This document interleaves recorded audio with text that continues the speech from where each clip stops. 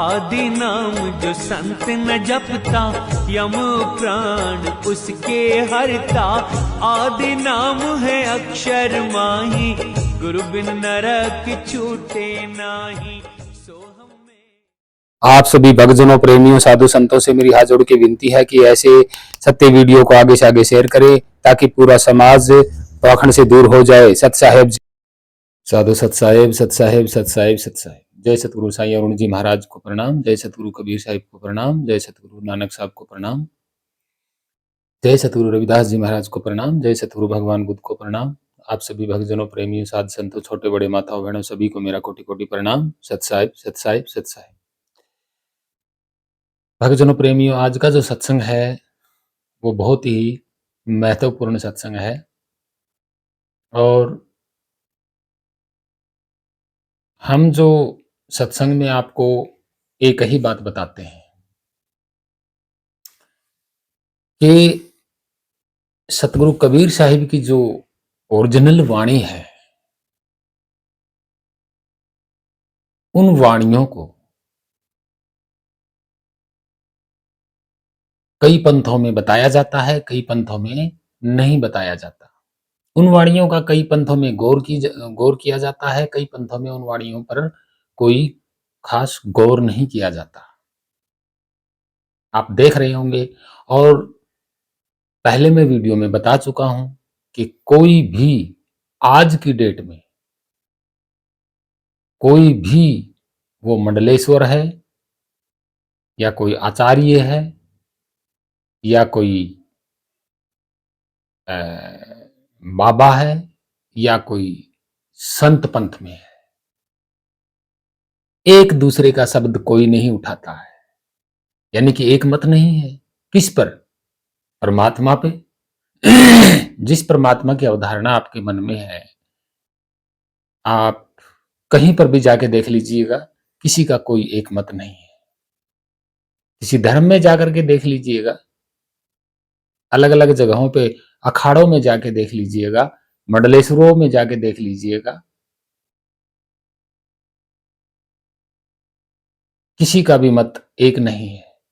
जुबान पे सबके ये होगा कि उसको चाहे कुछ भी कहो वो तो एक ही है। नहीं, कुछ भी कहने से एक नहीं होगा, बिल्कुल नहीं होगा।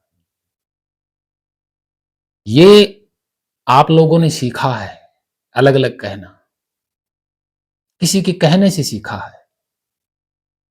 और ये बात तो मैं पूरी खोल के बता चुका हूं कि आज का पंथ हो या बैकग्राउंड में आप देख लीजिएगा, कोई किसी की बात नहीं लिखता है। सभी ने अपना अपना वो चलाया हुआ है। देखिए, कबीर सागर जब लिखा गया तो कबीर बीजक की क्या जरूरत थी? जब कबीर बीजक लिखा गया तो कबीर सागर की क्या जरूरत थी? कबीर ग्रंथावलियों की क्या जरूरत थी? कबीर बौद्ध लिखने की क्या जरूरत थी? थी कोई जरूरत? हालांकि बीजक से तो ऊपर कुछ बात ही नहीं है, तो फिर अलग अलग लिखनों से क्या है? तो ये बात आपके समझ में आने वाली नहीं है। जो कुछ समझ गया ना, वो ही जानता है। क्या? एक छोटे से एग्जाम्पल के कारण मैं आपको बता देता हूं। रामायण को ले लीजिएगा। रामायण वाल्मीकि ने लिख दी, ठीक है। तो फिर उसी रामायण को तुलसीदास को क्यों जरूरत पड़ी लिखने की? क्या कारण था? हालांकि वाल्मीकि जी ने तो कुछ और लिखा है रामायण में और तुलसीदास जी ने कुछ और लिखा है। ये क्या है? यही तो है वो। अगर तुलसीदास रामचरितमानस में अगर वाल्मीकि जी की व्याख्या करेगा तो वाल्मीकि जी गुरु हो जाएगा। किसका? तुलसीदास का। अब तुलसीदास का तो कोई गुरु नहीं है, दिखाया ही नहीं तुलसीदास ने अपने गुरु को, नाम ही नहीं बताया। यूं मानने से कुछ नहीं होता है। यूं मानने से गुरु किसी को भी माना जाए ऐसा नहीं होता है। तो आज की डेट में कोई धर्म एक दूसरे की किताब को फॉलो नहीं करता है और ना ही करना चाहता है और ना ही करेगा। जब देखिए, क्या कुरान में हिंदू धर्म की ग्रंथों को फॉलो करने की इजाजत है? नहीं है। कुरान में ये लिखा गया है कि जो कुरान को कबूल नहीं करता, कुरान के नियमों पे नहीं चलता, वो क्या है? काफिर है। ठीक है। ये जो भेदभाव है सबसे पहले ग्रंथों से ही पैदा हुआ है। हम मानव जाति को भेदभाव करना यहीं से शुरू हुआ है। पहले नहीं था, ये रिकॉर्ड है, बिल्कुल नहीं था। देखिए, मनुस्मृति लिखी गई हिंदू धर्म में, ठीक है। अब उसमें जातियां, आज पता नहीं कितनी जातियां हैं, लेकिन 4 वर्णों में बांट दिया। हालांकि बाइबल में नहीं लिखा हुआ ऐसा, तो उन्होंने एक्सेप्ट नहीं किया। हिंदू हिंदू ग्रंथों को एक्सेप्ट नहीं किया उन्होंने। वो उनकी बात को नहीं उसमें लिखेंगे, एक मत नहीं है। आप जहां पर मर्जी आप वो कर लीजिएगा, एक मत नहीं है। और जो मूल है, जो सत्य है, उसको कोई स्वीकारने को तैयार नहीं है। आप खुद ही सोच रहे हैं, सोच लीजिएगा, विचार लीजिएगा, एक्सेप्ट कौन एक्सेप्ट करता है? भाई हिंदू देवी देवताओं के इनमें देख लो आप। भाई जुबान के ऊपर होने से क्या होता है? कुछ भी नहीं होता है, लेकिन बात तो मन की आती है ना। कोई एक्सेप्ट नहीं है, बिल्कुल नहीं। किसी भी प्रकार से कोई एक्सेप्ट नहीं है। और जो मूल मार्ग है उसका सभी के सभी विरोध करते हैं। मूल मार्ग का, मूल सत्य मार्ग का सभी विरोध करते हैं। अपने अपने मंच पर सिर्फ अपनी अपनी गाते हैं, दूसरों की कोई नहीं गाता। और ये सारे मिलकर के एक जो सत्य है उसको नहीं स्वीकारते। कोई नहीं स्वीकारता सत्य को। सत्य की पक्ष में कोई नहीं खड़ा हुआ, बिल्कुल नहीं खड़ा हुआ। आज आप निगाह उठा के देख लीजिएगा, कोई नहीं खड़ा है। ये एक दूसरे की बात को समझना और उसे एक्सेप्ट करना नहीं सिखाया। तो इसमें कोई झूठ नहीं है, मैं आपको बता भी चुका हूं, पहले दिखा भी चुका हूं। तो आप ग्रंथों से ले लीजिएगा।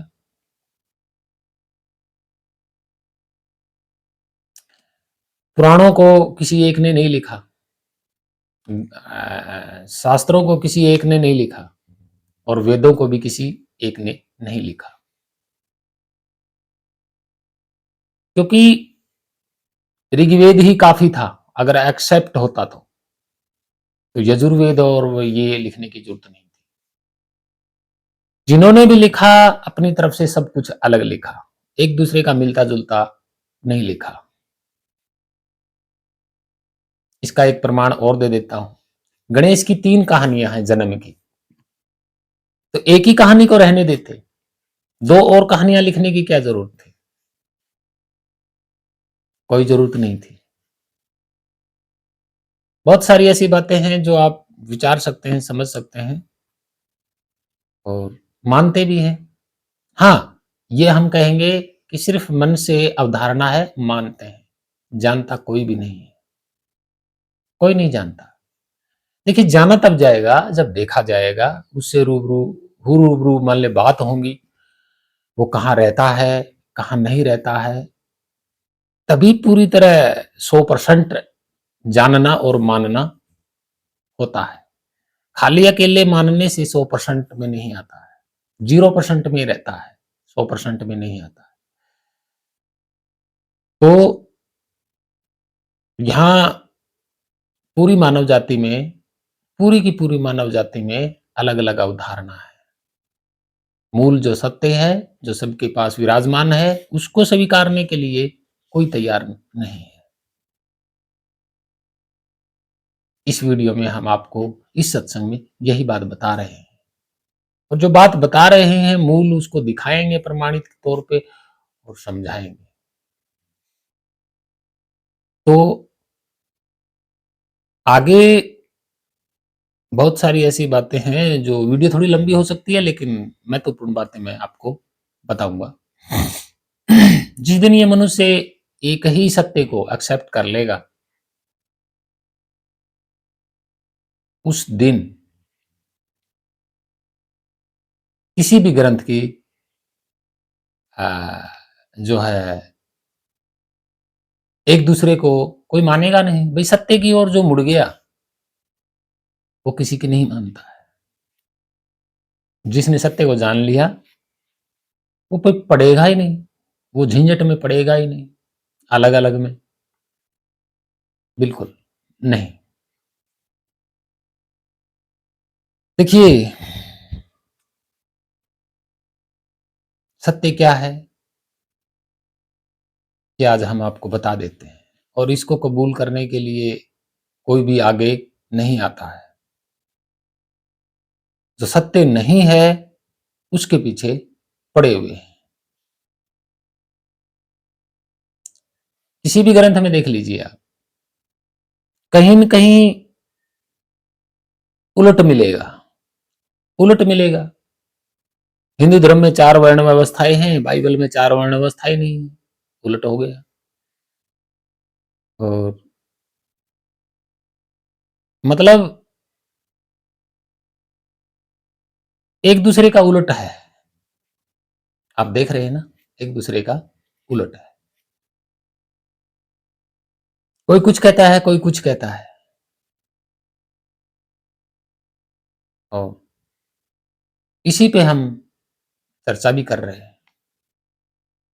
कुछ सतगुरु कबीर साहिब की वाणियां हैं जो आप स्क्रीन पे देख लीजिएगा, पूरी तरह से पढ़ लीजिएगा। 5 वाणियां ये हैं, एक अलग से वाणी है बीजक की। हालांकि ये बीजक की वाणियां हैं, किसी और की नहीं है, और यही वो अहम वाणियां हैं। और ये मैंने बताया ना कि कोई पंथ इनको स्वीकारता नहीं है, हालांकि सत्य यही है, और इसको कोई स्वीकारता नहीं है तो मुक्ति नहीं होगी। सबसे बड़ा तो ये है कि मुक्त होने का आनंद जीते जी लिया जा सकता है, और वो खुल के कह सकता है कि मैं मुक्त हो गया, सारी दुनिया को बता सकता है मैं मुक्त हो गया। और जो लोग अवधारणा में फंसे हुए हैं, अंधविश्वास में फंसे हुए, वो कहते हैं कि शरीर छोड़ने के बाद मुझे मुक्ति मिलेगी, तो उसकी कोई तसल्ली नहीं करेगा, क्योंकि वो बताएगा कैसे, बताएगा कैसे भी वो मुक्त नहीं हो। मुक्ति का जो उसे मिला है, नहीं मिली है मुक्ति, वो आके कभी नहीं बता पाएगा कि मैं मुक्त हो चुका हूं या नहीं हो चुका, क्योंकि वो शरीर छोड़ चुका है और उसकी अवधारणा थी कि शरीर छोड़ने के बाद मुक्ति मिलेगी, तो वो किसको बताएगा, किसी को नहीं बता पाएगा। महान वही है, संत वही है, और मुक्त जीव वही होता है जो मुक्त जीते जी होता है और पूरी दुनिया को बताता है कि मैं मुक्त हो चुका हूं। और तब दुनिया वाले कहेंगे कि भाई तू अगर मुक्त हो चुका है तो हमें भी मुक्त कर दे, और फिर वो मुक्त करके दिखाएगा कि हाँ, तब सारे मानेंगे कि हाँ वाकई में ये जीते जी ही मुक्ति का मजा तो जीते जी ही लेना होता है। मरने के बाद क्या पता मुक्त हुआ है या नहीं हुआ, वो किसको आके बताएगा, किसको क्या कहेगा। तो भक्तजनों, प्रेमियों, मेरा जो संदेश है वो ये है कि झूठी अवधारणा में ना रहे, मानव मानव में भेद ना करें। जो आपने पढ़ा है, अपने धर्म ग्रंथ में जो पढ़ा है, जरा उस पर सोच विचार कीजिएगा, क्या मेरा ग्रंथ, मेरे धर्म का ग्रंथ मुझे मानव जाति से उलट कर रहा है? या उसमें प्रेम जगाने की बात कर रहा है, या अन्य धर्म के ग्रंथों में क्या लिखा है उसको एक्सेप्ट करने की इजाजत देता है या नहीं देता है। तो आप इजाजत एक लिखी हुई ग्रंथ से ले रहे हैं, अपने आप से इजाजत आप नहीं ले रहे। जो इंसान अपने आप से इजाजत लेता है वो ही आजाद होता है, मुक्त होता है। और इजाजत क्या है? करुणा, सेवा, दया, सबको सम्मान देखना। इसका अर्थ हम पूरी तरह बताएंगे। मानव कोई एक धर्म में नहीं बंधा हुआ, पता नहीं कितने धर्मों में मानव बंधा हुआ है और उसमें अवधारणा भी रखता है। अपने अपने भगवानों की अपने अपने ईश्वर हैं, सब एक अवधारणा रखते हैं। लेकिन सवाल यहां उठता है कि क्या कोई जानता भी है? क्या कोई साबित कर सकता है कि मेरा भगवान इनके भगवान से अलग है? यही तो अवधारणा है झूठी, कोई साबित नहीं कर सकता। जिस दिन साबित कर लेगा, बता दिया ना, उस दिन वो अपने आप की आज्ञा मानेगा, दूसरे की किसी की आज्ञा ही नहीं मानेगा। यही फर्क है। तो अपने आप को मुक्त करना होता है अपने आप को जानना। अपने आप को मुक्त करना होता है अपने आप को जानना। जब आप अपने आप को जान लोगे तभी आपको पता चलेगा कि हाँ, इस तरीके से मैं मुक्त हो सकता हूं, अन्यथा कोई तरीका ही नहीं है। वही सबसे पहले आप जानोगे, क्या मैं बंधा हुआ हूं? क्या मेरे को किसी ने पकड़ के रखा हुआ है? कौन है वो जिसने मुझे पकड़ के रखा हुआ है? पहले यही तो जानोगे ना। अब नकली संत आपको कह रहे हैं कि आपको काल ने पकड़ के रखा हुआ है, दिखाया है नहीं, कौन किस तरीके से आपको पकड़ा हुआ है, कौन सी जंजीरें डाली हुई है, ये आपको कभी नहीं दिखाया गया। तो इसलिए मैं कहता हूं सबसे पहले अपने आप को जानिए कि क्या वाकई में मेरे को किसी ने बांध के रखा हुआ भी है या नहीं। यही तो सबसे बड़ा सवाल है ना। तो आपने अपने आप को अवधारणा में कैसे डाल लिया कि मैं बंधा हुआ हूं, मेरे को किसी ने बांध के रखा हुआ है? क्या पूछा किसी ने, किसी से आपने, अपने गुरुओं से? नहीं पूछा। हम बार बार बता चुके हैं कि आपको किसी ने बांध के नहीं रखा हुआ, ना ही आपको किसी ने पकड़ के रखा हुआ। शरीर में आपका प्रभाव है मन, और मन से विचारों ने आपको भ्रमित किया हुआ है। बस विचार आपके दूत हैं, विचार ही ये प्रकृति के सारे रंग रूप हैं। इसी में आपका मन उलझा हुआ है, आप नहीं उलझे हुए भाई। आप तो, आपका जो स्वरूप है वो तो सर्वव्यापी है, और उसके अलावा कोई दूसरा ना राम है ना भगवान है, कोई नहीं है उसके अलावा दूसरा, आपके स्वरूप के अलावा। ये जानोगे तब पता चलेगा। आप कह रहे हो कि मेरे को फलाना देवी देवता, फलाना भगवान मुक्त कर देगा। अरे पहले ये तो जानो कि आपको बांध के किसने रखा हुआ है। कौन सी वो ताकत है जिसने आपको बांध के रखा हुआ, आपके चारों ओर 24 घंटे पास में रहता है? कौन है वो? ये बताएंगे नहीं आपको। और हम आपको बता रहे हैं कि हर वक्त 24 घंटे आपके पास आपके विचार रहते हैं, यही आपके यम के दूत है। जब तक मन खाली नहीं होगा आप मुक्त हो ही नहीं सकते। कैसे भी, जिस प्रकार के भी आपके मन में विचार हैं वो आपको खाली करने ही होंगे, उनसे आजादी लेनी ही होगी। विचार आपने कहां से इकट्ठे किए हैं ये आप खुद जानते हैं, बताने की क्या जरूरत है। दूसरे जीवों के प्रति भेदभाव, ऊंच नीच देखना, किसी को गाली गलौज करना, किसी पे क्रोध करना, किसी को दूसरे धर्म का बताना, ये मन में विचार जो है ये अपने आप को धर्म में बांधना, अपने आप को जाति में बांधना, ये विचार आपके तो हैं। आप ही अपने विचारों से बंधे हुए हो। दूसरे ने किसने बांध रखा आपको? किसी ने नहीं बांध के रखा हुआ। तो भक्तजनों प्रेमियों, पहले अपने आप को मुक्त करो, विचारों से मुक्त हो जाओगे। और मुक्त तो वही इंसान होता है ना, जैसे मुक्त वही इंसान होता है जिसके अंदर सेवा, दया, करुणा होती है। जो एक चींटी पर भी दया करता है वो मुक्त होता है। वही कह सकता है कि मैं मुक्त हो गया।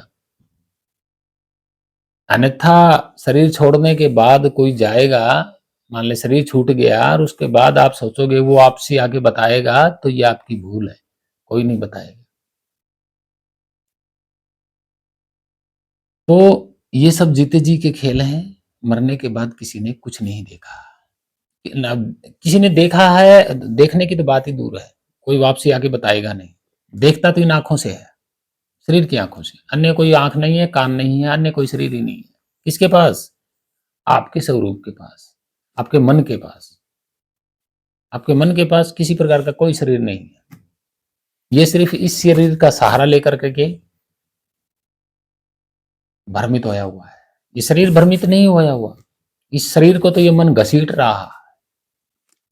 मन कह रहा है मेरा शरीर है, लेकिन ये मन के तो पास शरीर कभी था ही नहीं। वो तो एक प्रभाव है जो प्रकट हुआ आपके स्वरूप से। तो भक्तजनों प्रेमियों, आगे हम बातें करेंगे और इन ये जो वाणी आप देख रहे हैं, इन वाणियों का हम पूरी तरह से आपको पढ़ के बता देते हैं कि क्या है क्या नहीं है। और हमने बता दिया, जो इंसान मन से खाली हो गया, ऊंच नीच से खाली हो गया, गरीबी अमीरी से खाली हो गया, अवधारणा से, जाति पाति धर्म की अवधारणा से जो खाली हो जाता है वो मुक्त हो जाता है इस संसार के बंधनों से, विचारों से। और रही बात वर्तमान की, तो आप वर्तमान में देखोगे तभी तो मानोगे। वर्तमान में आपने जब किसी को देखा ही नहीं, किसी को जाना ही नहीं, तो आप कैसे मान लोगे मनमानी से? देखिए, आपको किसी ने कहा है, दिखाया नहीं। आपको किसी ने कह दिया, आपने मान लिया, दिखाया है नहीं और ना ही दिखा सकते। ठीक है। प्रकृति की जो बातें हैं, सबसे पहले अगर कोई है तो वो आपका स्वरूप है। आपके स्वरूप के बिना प्रकृति बेकार है। आपके स्वरूप यानी कि आपकी ताकत के बिना तो प्रकृति क्या करेगी भाई? आपकी ताकत के बिना प्रकृति क्या करेगी? क्या बनाएगी? क्या बिगाड़ेगी? आपकी ताकत के बिना ये शरीर बना करके क्या करेगी प्रकृति? प्रकृति के पास तो ऐसी कोई ताकत नहीं है जो इस शरीर को चला देगी। कोई ताकत नहीं है। न काल के पास ऐसी कोई ताकत है, यानी कि परिवर्तन के पास ऐसी कोई ताकत है जो इस शरीर को चला देगा। नहीं, आपके बिना नहीं चल सकता ये शरीर। तो सबसे पहले आप हो, उसके बाद प्रकृति है, उसके बाद ये शरीर है। सत्य यही है, इसको कोई कबूल नहीं कर रहा। और जो स्वरूप है, कोई कह रहा है कि हम सब अलग अलग है, तो पहले साबित करो। यूं ही मत कहो किसी को कि ये हिंदू है, ये मुस्लिम है, ये फारसी है, ये यहूदी है, ये फलाना है, ये ढिमका है ना। ऐसे मत कहो किसी को, पहले साबित करो कि एक हिंदू का जीव का कलर रंग रूप कैसा है और एक मुस्लिम शरीर का जो जीव है वो कैसे कलर का है। पहले मैचिंग करो और फिर दुनिया के सामने साबित करो, फिर कहो, फिर अपने मन में मानो कि हम अलग अलग हैं। जब आपने अपने स्वरूप को जाना ही नहीं, तो आप कैसे मन में अवधारणा डाल रखी है कि हमारे धर्म अलग अलग है? भाई आपके ऊपर तो कोई धर्म नहीं लिखा हुआ, साबित करो। पहले देखो कि मेरे ऊपर कोई धर्म लिखा हुआ भी है, नहीं लिखा हुआ। भाई शरीर की बात नहीं है, शरीर अमर नहीं है, शरीर अमर नहीं है। इस इस स्वरूप की बात है जो इस शरीर को चला रहा है। वो देखिए कौन से धर्म का है, कौन सी जात का है। और ये पाठ आपको कोई पढ़ा नहीं रहा, कोई नहीं पढ़ाएगा आपको ये पाठ। कि अपने आप को झांक के देखिए आप कौन से धर्म के हैं, कौन से जाति के हैं, कोई नहीं पढ़ाएगा। और रियल में नाम क्या है आपका? आपने तो मुख से बोल दिया कि जीव। भाई उसके ऊपर लिखा हुआ नहीं है जीव। जीव तो हमारी जुबान से हमने बना दिया, लिखा हुआ नहीं है, कोई साबित नहीं कर सकता। और जिसको भेद है वो जानता है। इसलिए हम भी यही बात कह रहे हैं कि उसके ऊपर ये शरीर चाहे हिंदू का है, चाहे मुसलमान का है, चाहे सिख का है, चाहे ईसाई का है, शरीर वो भी आपने बनाया है, हिंदू मुस्लिम सिख ईसाई बनाया हुआ है। शरीर के तत्व पदार्थों में भिन्नता नहीं है। और जो शरीर को चलाने वाला है उसमें भी कोई भिन्नता नहीं है, उसमें भी कोई भेद नहीं है। तो शरीर में भी कोई भेद नहीं है, ये सत्य है। जिस दिन ये पाठ आपने पढ़ लिया कि शरीर में कोई भेद नहीं है और शरीर को चलाने वाले में कोई भेद नहीं है, उस दिन आप मुक्त हो गए। समझ लेना, मुक्त हो गए आप। जब तक ये अवधारणा रहेंगी, चाहे वो किसी भी धर्म का हो जो बना रखा है। भाई धर्म ऊपर से तो आए नहीं, आसमान से तो आए नहीं, ये तो सत्य है, ये तो बाद में बनाए गए हैं।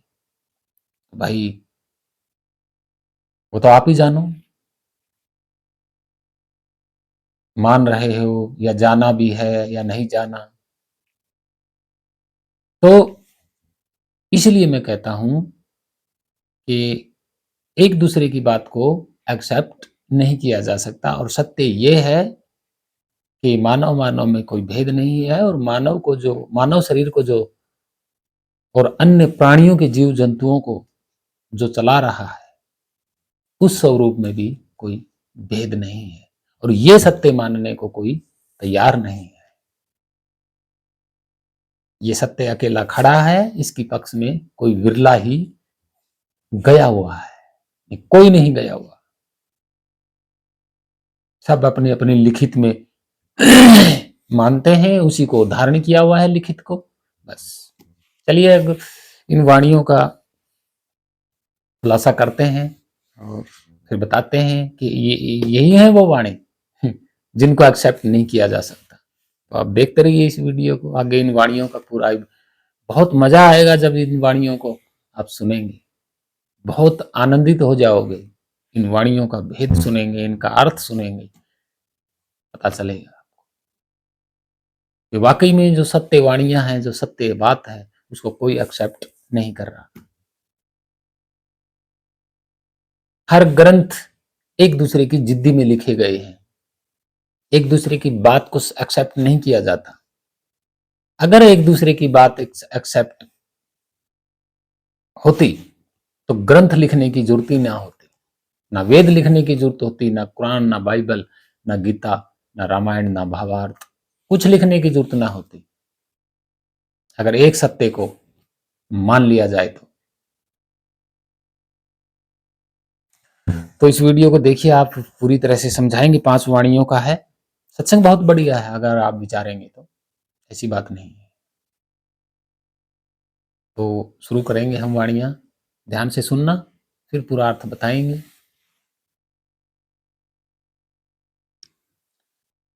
वाणी, पहली वाणी है, आप देख रहे हैं, उसमें भी पोस्ट में भी देख रहे हैं कि सुरती फंसी संसार में तासे पर गयो दूर। कि सुरती फंसी संसार में तासे परी गयो दूर। इसका अर्थ बताऊंगा मैं। सुरती उल्टी स्थिर करो, आठों पहर हजूर। जो सुरती है, अब देखिए इसका जो अनुवाद है वो क्या है। मैंने पहले ही बताया था ना कि आपका ध्यान, आपका मन विचारों में और इस प्रकृति में उलझा हुआ है। संसार में आपका ध्यान भटक रहा है। ये ध्यान ही सुरती है और यही एक मन है। मन भी यही है, ऐसा मत सोचना। यही जीव बन के भटक रहा है बाहर। बाहर भटकने का क्या मतलब है, इसका जो प्रभाविक क्षेत्र है मन का, मन का जो प्रभाविक क्षेत्र है, जैसे मन ने शरीर को चलाया, ठीक है, और शरीर के अंगों से मन का ही प्रभाव उत्पन्न हुआ। जैसे दिमाग से मन का प्रभाव बुद्धि, ये बुद्धि ही ये ध्यान जो सुरत है, ये खुद आंखों के जरिए, कानों के जरिए, सांसों के जरिए भटक रही है, स्वाद के जरिए भटक रही है। इसकी फोर्स पहुंचती है हर एक चीज तक, मन की ही फोर्स पहुंचती है हर एक चीज तक। अब इसमें क्या लिखा है, सुरती फंसी संसार में, ता से परी गई हो दूर, सुरती उल्टी स्थिर करो, आठों पैर हजूर। कि अपने ध्यान को, जहां से ध्यान प्रकट हुआ है उसी अवस्था में आपको ले जाने की जरूरत है। उल्टा करना, जिस स्थान से ध्यान जागृत है उसी स्थान पे वापसी ले जाना। तो वापसी सुरती ही जाएगी, ध्यान ही जाएगा। कहां? जहां ध्यान उत्पन्न हुआ है, जहां मन उत्पन्न हुआ है। और ये तो जाहिर सी बात है ना कि जैसे चुंबक है, ठीक है, और लोहा है, ठीक है। अब प्रभाव इन दोनों के बीच में, लोहे और चुंबक के बीच में क्या है? प्रभाव। प्रभाव कहां से प्रकट हुआ? चुंबक से। चुंबक से प्रभाव प्रकट हुआ। अब प्रभाव चुंबक की ओर लेके आएगा, लोहे को चुंबक की ओर लेके आएगा, फोर्स मारेगा। ठीक ये ध्यान बाहर की ओर है, ये प्रभाव। ये प्रभाव वापसी उल्टा आएगा, तब अपने निज स्थान पे ही आएगा, निज स्थान पे ही आएगा। निज स्थान को जानने के बाद ये सब समझ जाता है कि मेरा स्थान ये है और मैं बाहर भटक रहा। यानी कि ये मन ही, ये जीव ही, ये यही अपने ही विचार में करेगा, जान जाएगा।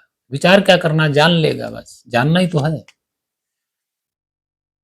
और आठों पहर हजूर का मतलब ये होता है कि ये सुरती को समझाया गया है कि हे जीव, अपनी सुरत को वापसी उसी स्थान में लगा जहां आठों पहर वो हुजूर, वो स्वरूप निरंतर रहता है, आठों पहर रहता है, उसमें ध्यान लगाइए। ये उसके लिए बोला गया है, ठीक है। आठों पहर निरंतर रहता है, स्थिरता में रहता है, एक जगह ना आता है ना जाता है, जहां था वहीं का वहीं, दिन रात वहीं खड़ा रहता है। उसके लिए ना कल्प है ना सेकंड है, कुछ भी नहीं। सुरती समानी निर्ति में, निर्ति वही स्थान, वही स्थान। और निर्ति को जाना कब जाएगा? जब आप ये फैसला कर लेंगे कि इस संसार में कोई अजर अमर अविनाशी चीज नहीं है। संसार के बारे में विचारना होता है कि कोई भी संसार में चीज ऐसी नहीं है जो अजर अमर अविनाशी हो। तब सुरती कहेगी फिर मैं कौन हूं? मैं कौन से तत्व पदार्थ से बनी हूं, मैं कहां से आई हूं। निरति यही वो विचार का विचारधारा है, नवेड़ा कर लेना। निरति सुरती एक साइड में हो जाएगी, क्या, यही सोच करके कि फिर मैं कौन हूं, मेरे को किसने बनाया, मैं किससे बनी हूं। भाई हर एक चीज संसार के तत्व पदार्थों से बनी है और बन रही है, बिगड़ रही है, तो फिर मैं कौन से तत्व पदार्थों से बनी हूं, मैं कौन हूं, कहां से आई हूं, मेरा स्थान क्या है। और जो निरति है वही इसका स्थान है, वही इसका स्थान है। अंतिम, नवेड़ा, निरखना, अंतिम मतलब जिसके आगे कुछ नहीं है।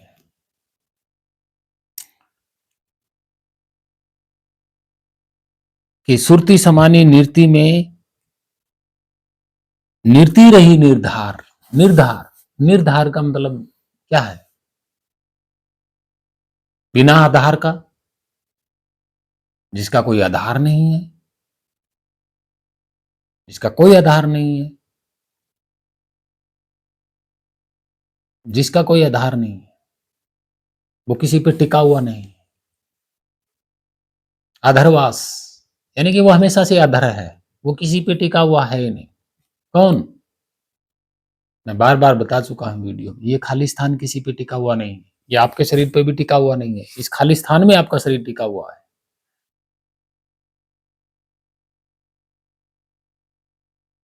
सुरती समानी नृत्य में अजपा वहां जाप है। क्या बोला है कि सुरती समानी नृत्य में अजपा वहां जाप, वो स्थान ही तो अजपा जाप है जो अपने आप हो रहा है। मैंने पहले भी बताया था, इस खाली स्थान का अंतिम स्वरूप जो है वो गूंज है, जो हो रहा है। बस उसको मुख से है जपने की क्या, वो जपा ही नहीं जाएगा, उसमें तो सुरती टिकानी है, अजपा तो वहां हो रहा है, आठों पहर हो रहा है, रुकता ही नहीं कभी वो।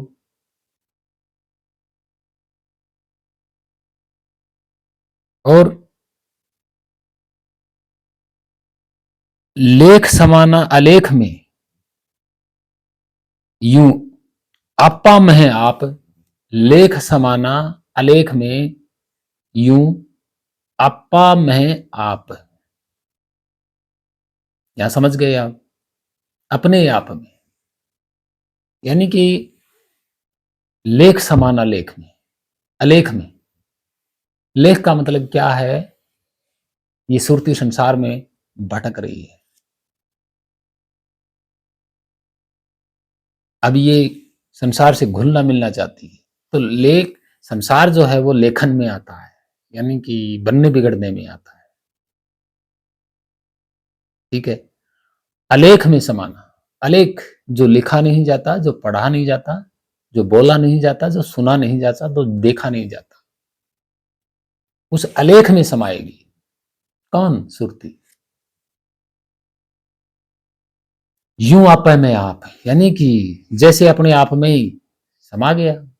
अपने आप कौन है, वही अविनाशी स्वरूप, खाली जहां कुछ नहीं है, ना धरती, ना चंद्रमा, ना आकाश, ना जल, ना अग्नि, हवा, ना पानी, ना शरीर, कुछ नहीं।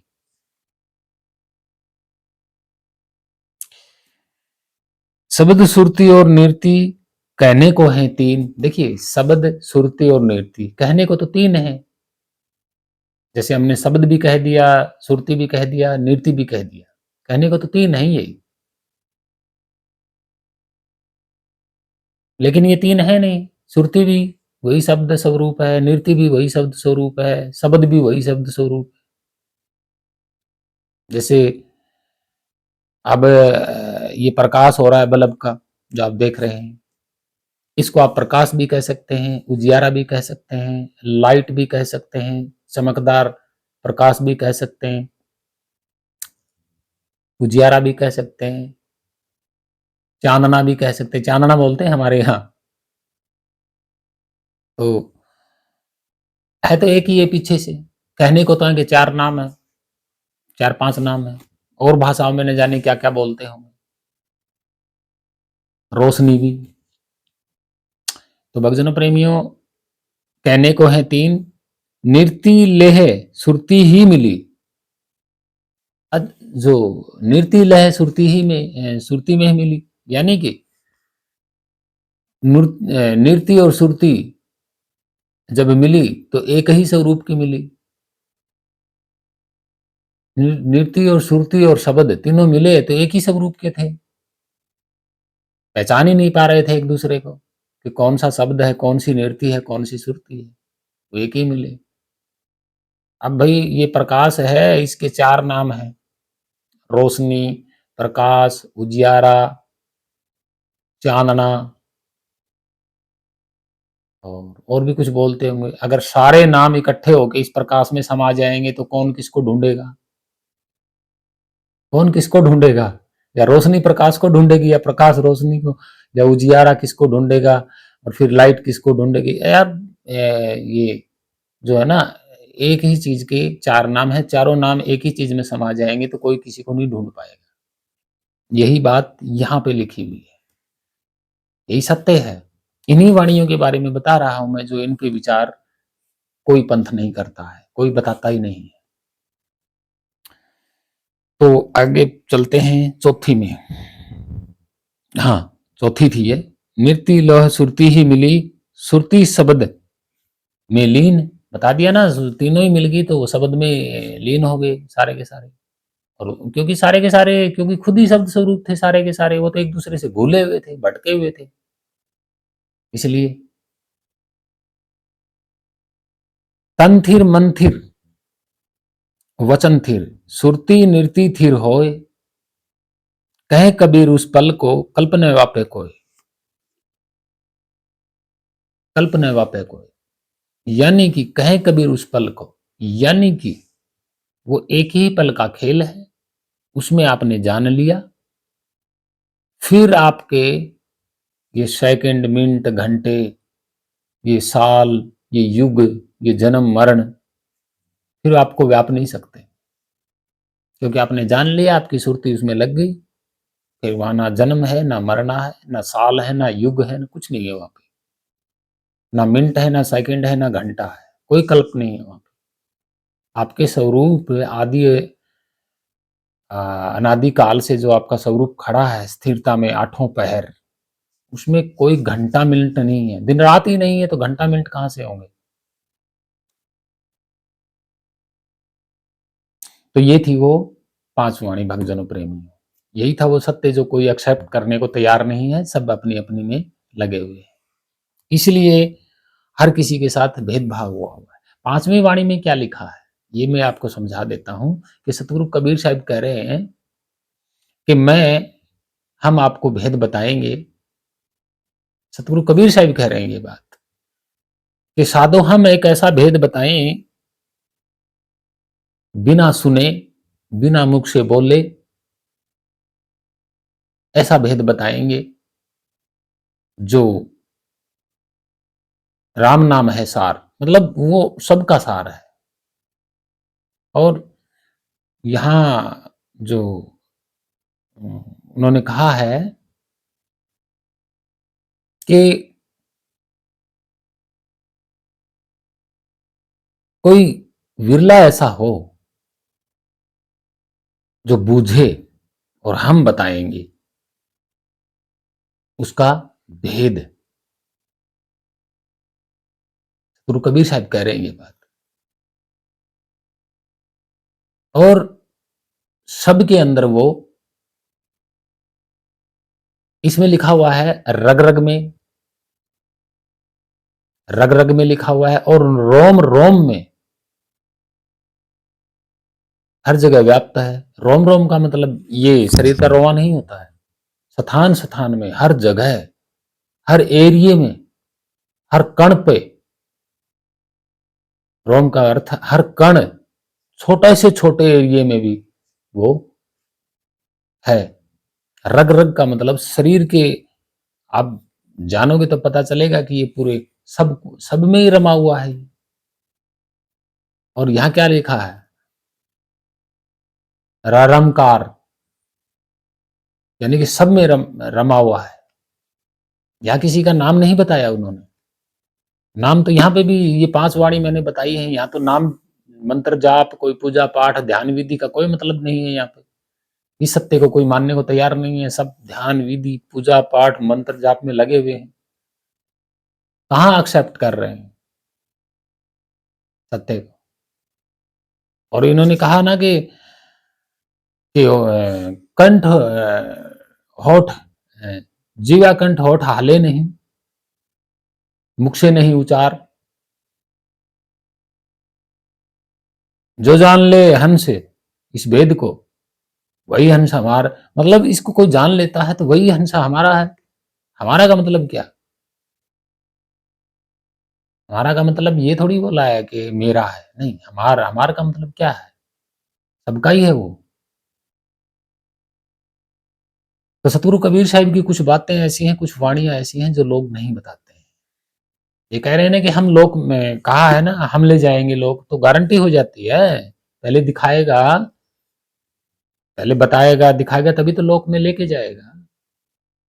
आप लोगों को तो यहाँ अवधारणा में ठुसा हुआ है कि हम आपको सतलोक लेके जाएंगे, यूं लेके जाएंगे, मंत्र जाप कीजिएगा, इतने मंत्र करो, जाप फलान करो, धिमका करो।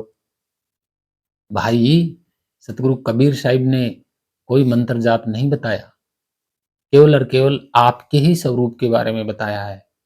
और जो आपका और हम सब का जो स्वरूप है वो एक है। जैसे सूर्य एक है, सबके ऊपर प्रकाश है। ना आप कह सकते कि सूर्य का प्रकाश मेरा है, कोई भी माई का लाल धरती पे ये नहीं कह सकता कि सूर्य का प्रकाश मेरा है, नहीं कह सकता। सभी कहेंगे कि हम सब का प्रकाश है सूर्य। ठीक वैसे ही हम सब का एक ही स्वरूप है। इस बात को मानने के लिए आज की डेट में कोई धर्म, पंथ, मंडलेश्वर हो, आचार्य हो, कोई बाबा हो, कोई भी हो, मानने को तैयार नहीं है इस सत्य को। ये सत्य अकेला का अकेला खड़ा है मौजूद आज भी। इसकी पक्ष में, इसके अंदर जाने वाला कोई नहीं है। सब मंत्रों की तरफ जाने वाले हैं। सबको लालच दिया हुआ है सतलोक जाने का। मरने के बाद जीते जी माई का लाल कोई दिखा नहीं रहा। सब के सब तैयार हो गए हैं शरीर छोड़ने के बाद सतलोक में जाने के लिए।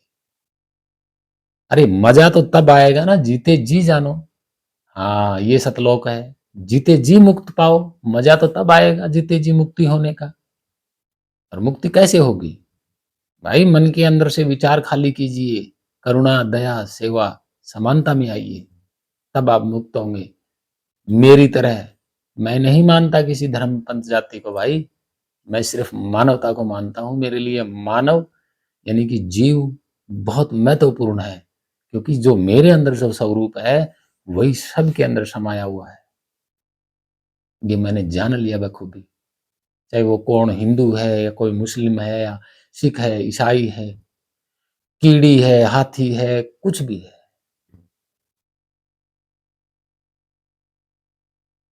ना मेरे अंदर कोई भेदभाव, मेरे को तो पता है भेदभाव बनाया गया है, अमीरी गरीबी बनी है। कोई धन से दुखी है, कोई तन से दुखी है, कोई मन से दुखी है, तो भेदभाव यहीं पैदा हो जाता है। भाई अपना कर्म करके दो रोटी खानी है बस। मैं तो जान चुका हूं भाई, मैं भेदभाव क्यों करूं किसी से? बिल्कुल नहीं करूंगा। मेरे लिए सब समान है। ना ही मैं किसी को हिंदू कहता, ना मुस्लिम, ना सिख, ना ईसाई, कुछ नहीं कहता मैं। बस मानव को देखता हूं, हाँ मानव है। अब वो कैसे उसके विचार हैं, क्या करना चाहता है, वो जाने। क्या कर रहा है, क्या नहीं कर रहा है, वो तो वो जाने। मेरे को तो मानव दिखाई दे रहा है।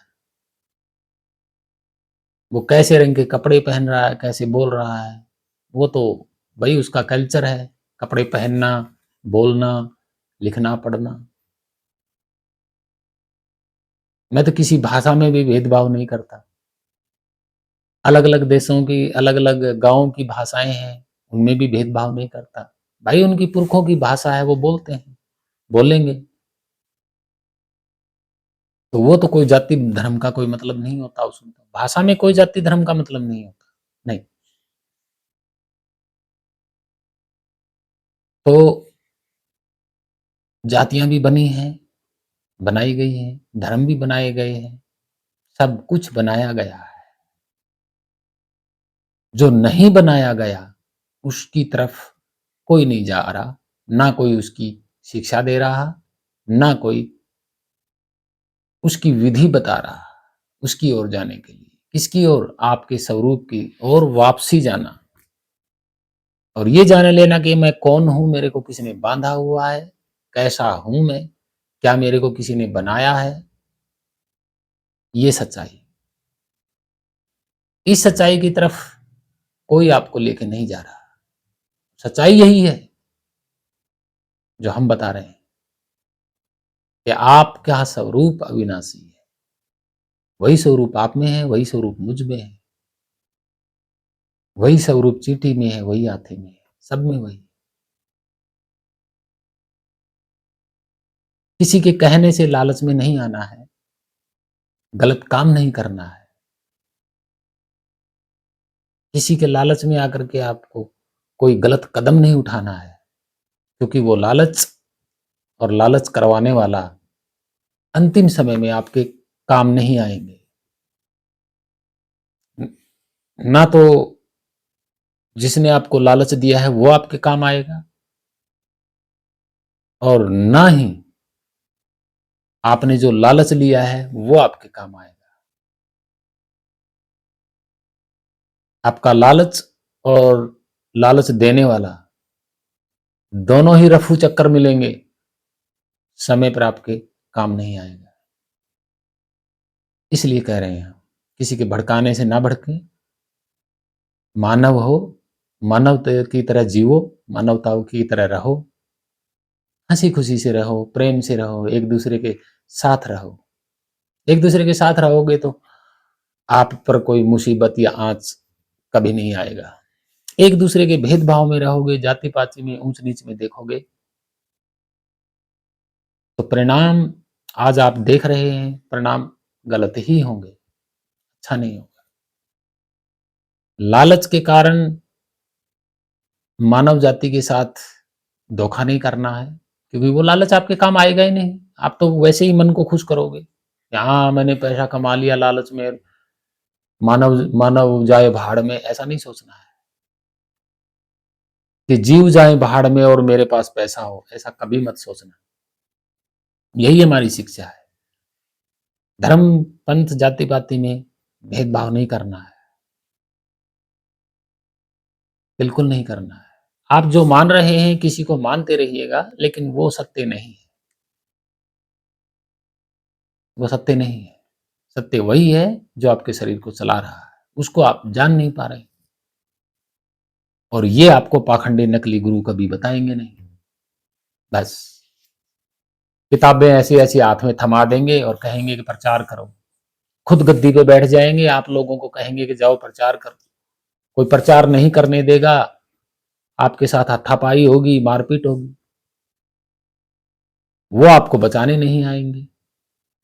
प्रचार आप कर रहे हो, गालियां आप खा रहे हो, जूते आप खा रहे हो, पिटाई आपकी हो रही है, बेइज्जती आपकी हो रही है, और वो गद्दी पर बैठे हुए देख रहे हैं, वो आपकी मदद कभी नहीं करेंगे।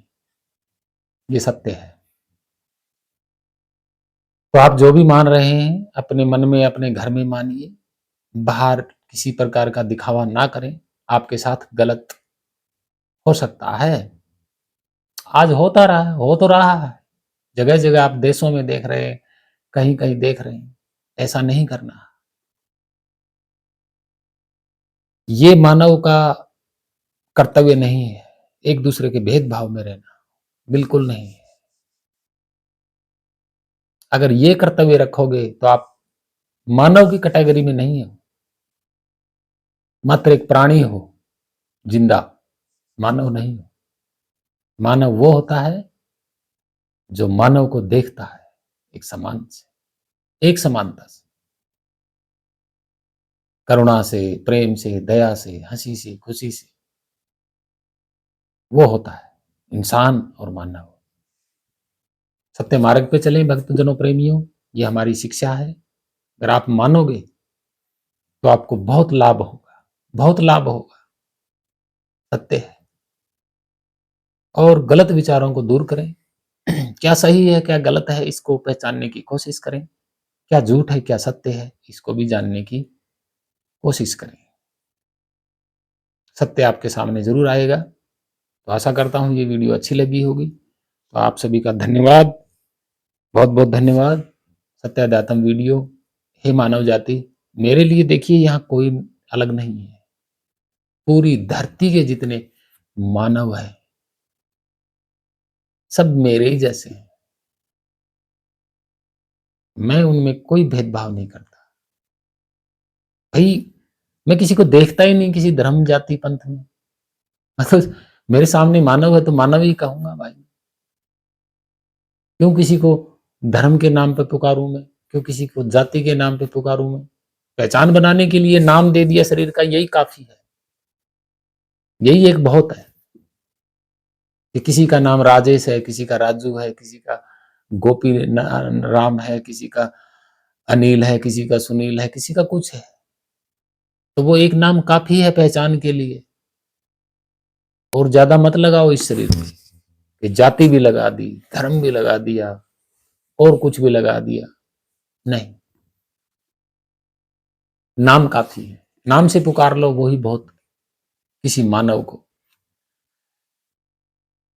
तो भक्तजनों, प्रेमी, आशा करता हूँ ये वीडियो अच्छी लगी होगी। शेयर जरूर करना, अपने पूरे परिवार को समझाना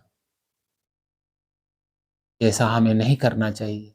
कोई भी है, जल्दबाजी में कोई फैसला ना ले, सोचें समझें और किसी के बहकाव में ना आए।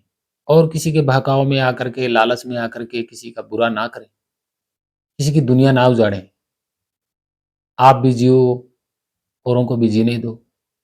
यहाँ हम सब का जीने का अधिकार है। किसी का जीने का अधिकार छीनना मनुष्य का काम नहीं है। वो प्रकृति का काम है, किसके साथ क्या करना है, समय और प्रकृति किसके साथ क्या करेंगे, वो उनका काम है। हमारा जो काम है वो हमने करना है बस। और सभी का समय अच्छा हो, ये प्रकृति सबके साथ अच्छा व्यवहार करे, हमारी तो यही दुआ है। और वो सर्वव्यापी आपके पास ही है, कहीं नहीं है। आप जानो, भेदी गुरु की शरण में जाओ, भेद पूछो, पहचान पूछो, जरूर आपके पास में ही है। क्योंकि आप भूले हो, आपको याद नहीं है आपका स्वरूप, इसलिए भटक रहे हो। तो भक्तजनों, प्रेमियों, साधु संतों, यही था हमारा कहना। आप सभी से, पूरी मानव जाति से हाथ जोड़ के विनती है कि एकता में रहे, सत्य मार्ग पे चले।